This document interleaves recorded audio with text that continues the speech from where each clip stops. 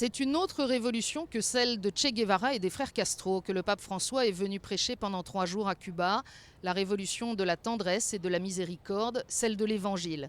Et dans le style qu'on lui connaît, François ne juge pas, ne condamne pas, mais il bouscule. Il bouscule la doxa marxiste lorsqu'il explique que le service authentique s'effectue auprès de nos frères de chair et d'os et non pas en servant des idées. Il bouscule l'image du régime lorsqu'il souligne que les dirigeants doivent servir et non pas se servir et qu'il ne faut pas avoir peur du changement. Il bouscule aussi ceux qui croient que la prospérité économique résoudrait tous les problèmes des Cubains lorsqu'il les exhorte à conserver leur idéal de grandeur, à ne pas perdre leur âme et qu'il appelle les jeunes à rêver en plaçant l'amitié au cœur de leurs aspirations. Sans doute le pape bouscule-t-il aussi un peu l'Église lorsqu'abandonnant le texte prévu devant les religieux, religieuses, prêtres, diacres et séminaristes, il choisit de faire l'éloge de la pauvreté qui est une bénédiction pour les disciples du Christ sur une île que l'action conjuguée du communisme et de l'embargo a plongé dans la misère.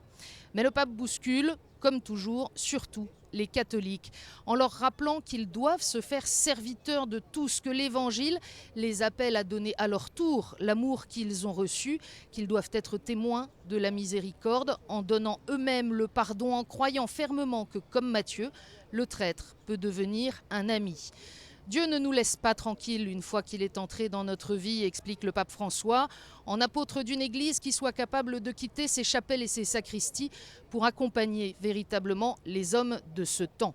Au dernier jour de sa visite, François a célébré la messe au sanctuaire de Notre-Dame de la Charité du Cuivre, patronne de l'île depuis 100 ans. Il lui a confié l'avenir des Cubains.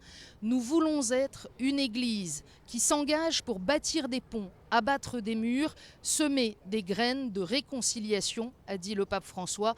Tout son programme pastoral tient dans ces mots. Et pour reprendre ceux de l'archevêque de Miami, c'est maintenant symboliquement un pont aérien que va dessiner le pape François en se rendant de Cuba aux États-Unis. À 16h heure de Washington, 22h heure de Paris, il est attendu par Barack Obama qui l'accueillera en personne et ce sera bien sûr à suivre en direct sur KTO et ktotv.com.